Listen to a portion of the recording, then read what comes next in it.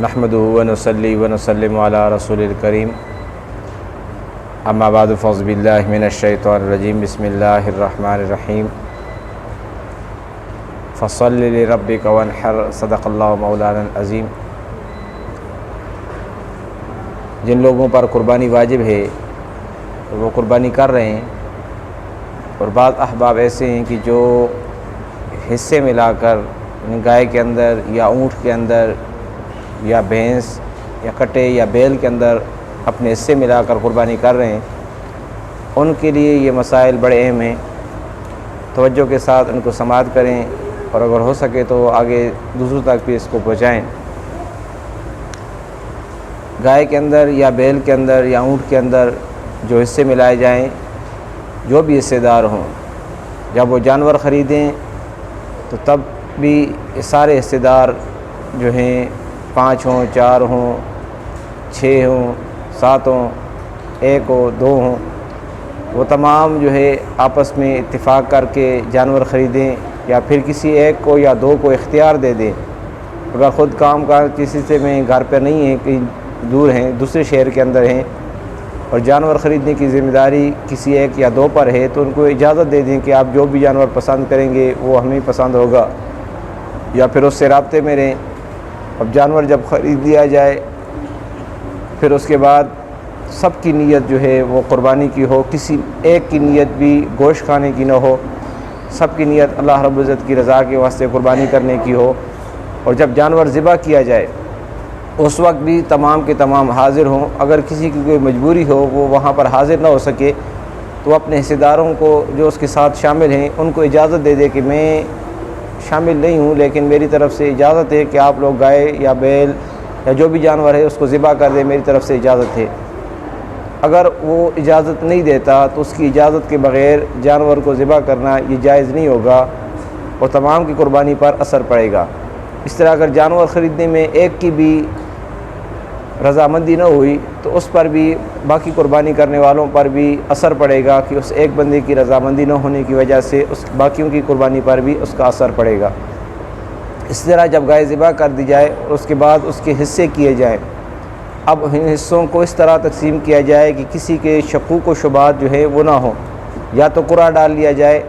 قرآن مجید فرقان حمید کے اندر کئی مقامات ایسے ہیں کہ جہاں پر انبیاء کرام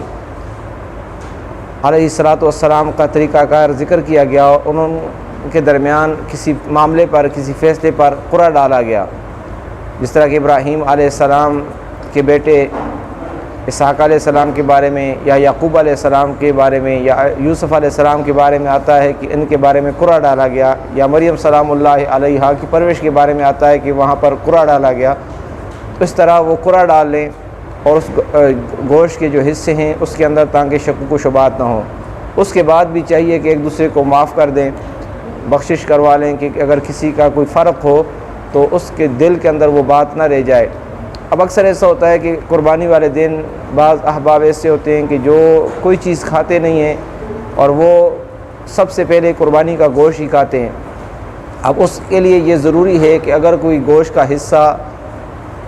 کلیجی یا کوئی گوشت وغیرہ وہ گھر پہ لے کے جانا چاہیں تو وہ تمام کی رضامندی ضروری ہے۔ اگر ان میں سے کوئی ایک بھی راضی نہیں ہے تو اس کو اجازت نہیں ہے کہ وہ گوشت کا حصہ جو ہے وہ گھر لے کے جا سکے۔ تو اب اس کے جب تک وہ گوشت تقسیم نہ ہو جائے اس وقت تک کسی کو اجازت نہیں ہوگی۔ اسی طرح بعض احباب ایسے ہوتے ہیں کہ وہ جب قربانی کا جانور ذبح کرتے ہیں تو اس دوران مغز یا کلیجی وغیرہ اس کی جو ہے وہ بھون لیتے ہیں، اور بھون کر وہ جو کام کرنے والے ہوتے ہیں وہ آپس میں بانٹ کر کھا لیتے ہیں۔ اب اس میں بھی یہ ضروری ہے کہ جو بھی اسے گھر میں پکانے لے کے جائے تو اس کے لیے بھی ضروری ہے کہ جو گھر میں لے کے جائے وہ ساری کی ساری پکا کے واپس لائے۔ اگر اس میں سے کوئی رکھے گا تو جب تک وہ ان کی اجازت نہیں ہوگی اس وقت تک ان کے لیے وہ جائز نہیں ہوگی۔ یہ چھوٹی چھوٹی باتیں ہیں لیکن ان پر عمل جو ہے یہ انتہائی ضروری ہے۔ وہ ان سے اجازت لے کہ بھئی میں گھر کے اندر جو گوشت یا گائے کا جو بھی حصہ لے کے گیا ہوں پکانے کے لیے، اس میں سے اتنا جو ہے یعنی پلیٹ ہے، 2 پلیٹیں ہیں وہ جو رکھ لی ہے، اس کے بارے میں وہ ان کو بتا دے کہ اتنا جو ہے وہ باقی بات کیا ہے وہ گھر والوں کے لیے میں چھوڑ آیا ہوں۔ اگر وہ نہیں بتاتا تو اس کے ذمہ بھی جو ہے اس کا باقی رہے گا، اور اس کا جو ہے یعنی کہ کیونکہ وہ حلال تو اس کے لیے تبھی ہوگا کہ جب وہ سب کی اجازت ہوگا، کیونکہ اس اکیلے کا نہیں ہے، باقی حصہ دار بھی اس کے اندر شامل ہے، تو اب وہ اس کی اجازت جو ہے وہ انتہائی ضروری ہے۔ تو یا تو اس کو پکائیں نہیں، اگر پکائیں تو پھر سب کی اجازت سے، اور پھر اس کو جو ہے آ کر سب مل کے بانٹ کے کھا لیں، تاکہ کسی کی کوئی ناراضگی یا کسی کے دل کے اندر کوئی بات نہ ہو، کیونکہ یہ انتہائی اہم مسائل ہیں جن کے اوپر عمل کرنا ہمارے لیے انتہائی ضروری ہے۔ آپ اس کو خود بھی سماعت کریں اور آگے دوستوں تک بھی ان باتوں کو پہنچائیں کہ جو لوگ قربانی کے اندر حصے ملا رہے ہیں، تمام کی قربانی